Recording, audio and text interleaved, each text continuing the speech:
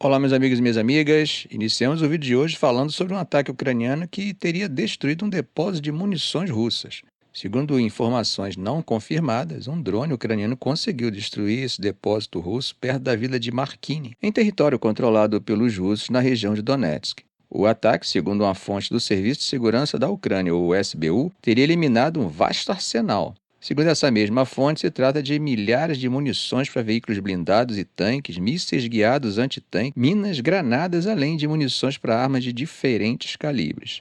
Bom, gente, até agora, ao menos até quando gravei esse vídeo, o lado russo não havia se manifestado. Logo, como sempre gosto de frisar, devemos receber essas detalhadas informações com alguma cautela. Mas enquanto isso, gente, a situação continua tensa na linha de frente e os ucranianos estão tendo grande dificuldade para resistir às investidas russas.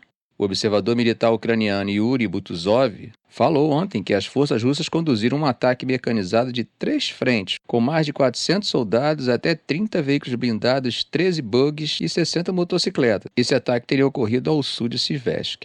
Imagens geolocalizadas publicadas ontem mostram que realmente os russos avançaram marginalmente ali durante um ataque mecanizado do tamanho de uma companhia ao norte de Vezele, que fica exatamente ao sul de Siversk, provavelmente um componente do ataque maior. Butuzov relatou que as forças russas conseguiram se enfiar em 4 posições defensivas ucranianas e lançar infantaria, mas que o fogo de drones e artilharia da Ucrânia, bem como o combate corpo a corpo, acabaram conseguindo repelir o ataque. Butuzov afirmou que as forças russas pretendiam avançar uns 2 ou 3 quilômetros nas defesas ucranianas, e um blogueiro russo afirmou que as forças russas avançaram 2 quilômetros em profundidade da direção de Zolotarivka. Também há informações de que os russos fizeram um pequeno avanço na direção de Toretsk, com uma série de operações ofensivas acontecendo na área ontem, domingo. Imagens geolocalizadas publicadas indicam que as tropas russas avançaram para o oeste ao longo da rua Volodina, no oeste de Toretsk.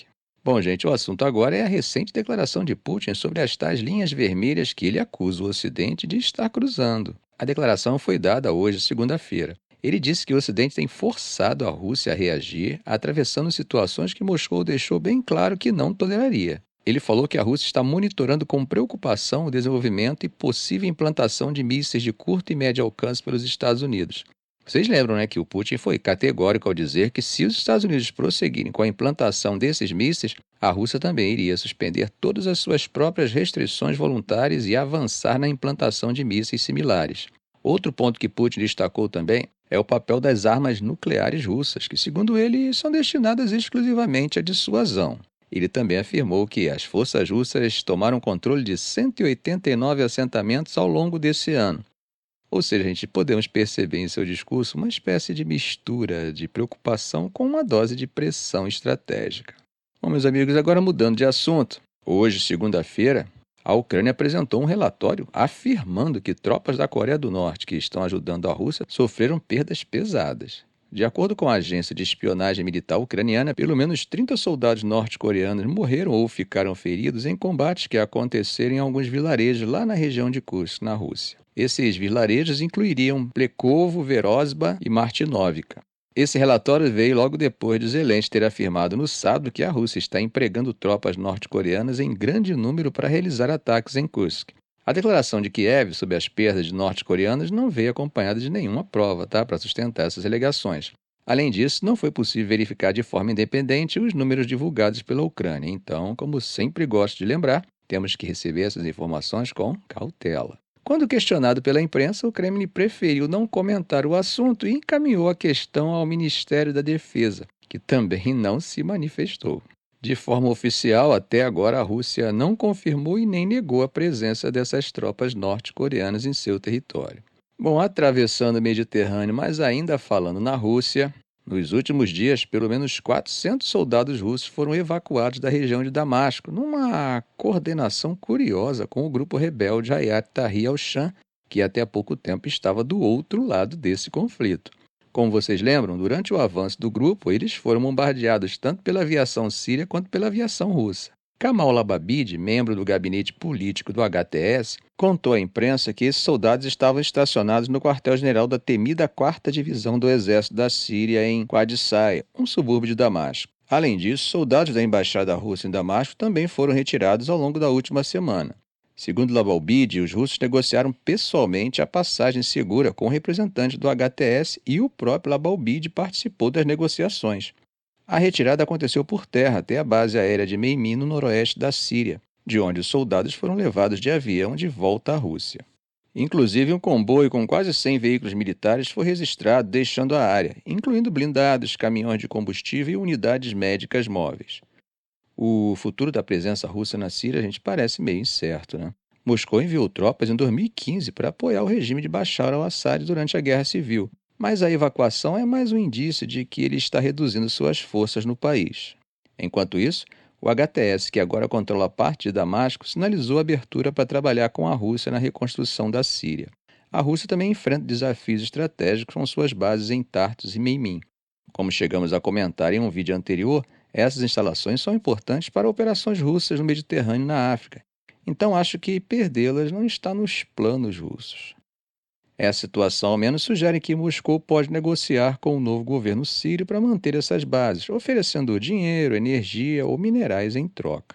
Mikhail Bogdanov, que é vice-ministro das Relações Exteriores da Rússia, disse que as negociações com o HTS têm sido construtivas e que o foco é garantir a luta contra o T. Porém, há claros sinais de retração dessas bases. Imagens de satélite mostram aumento de veículos terrestres em Meymin, chegada de grandes aviões de transporte e desmonte de helicópteros e sistemas de defesa aérea. As tensões ainda existem, e a embaixada russa em Damasco tem sido abrigo de algumas famílias ligadas ao antigo regime de Assad. Combatentes do HTS agora guardam a embaixada e inclusive acompanham o pessoal russo em tarefas do dia a dia, como compras e visitas médicas. Bom, gente, para terminar de forma mais leve, vamos falar da guerra comercial entre os Estados Unidos e a China e dos efeitos das promessas de Trump, que tem deixado muita gente preocupada com um possível encolhimento do livre comércio. Então, à medida que Trump torna suas ameaças mais intensas, a China parece se preparar para a briga também, mas com um certo olhar chinês.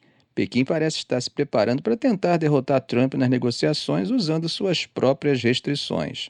A ideia é trazer o Washington para a mesa de negociações antes que a coisa escale para uma guerra comercial total. E olha, gente, isso não é só especulação, é o que os analistas têm apontado. A China aprendeu muito com a guerra comercial durante o primeiro mandato de Trump e agora está acumulando moedas de barganha. Se aproveitando da experiência, observação e análise, os chineses devem começar negociações com os Estados Unidos sobre questões bem delicadas como comércio, investimento e também tecnologia e ciência. Pequim também está bem preocupada com o impacto de tarifas adicionais na sua economia, que, como temos visto, não está em seus melhores tempos. Para dar uma ideia, essa semana a China abriu uma investigação contra a Nvidia, gigante norte-americana de chips, acusando a empresa de possíveis violações antitrust. Isso veio logo depois de Pequim proibir a exportação de minerais raros para os Estados Unidos, que são fundamentais para várias indústrias.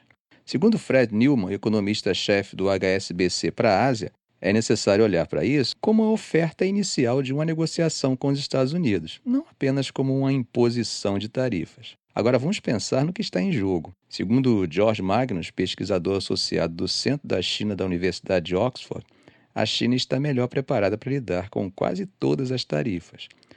Mas, claro, um anúncio como uma tarifa de 60% sobre todos os produtos chineses ainda seria devastador. A China hoje domina setores como carros elétricos e energia verde, mas ainda depende de materiais estratégicos dos Estados Unidos como microchips e equipamentos de alta tecnologia.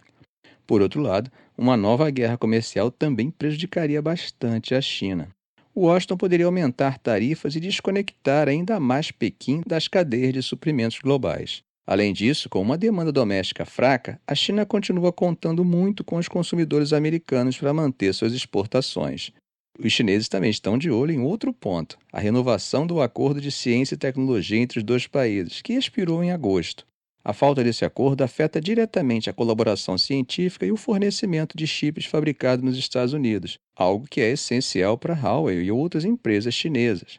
Como destacou a economista Alicia Garça Herrero, do Natixis, a viabilidade comercial dessas empresas ainda é meio incerta.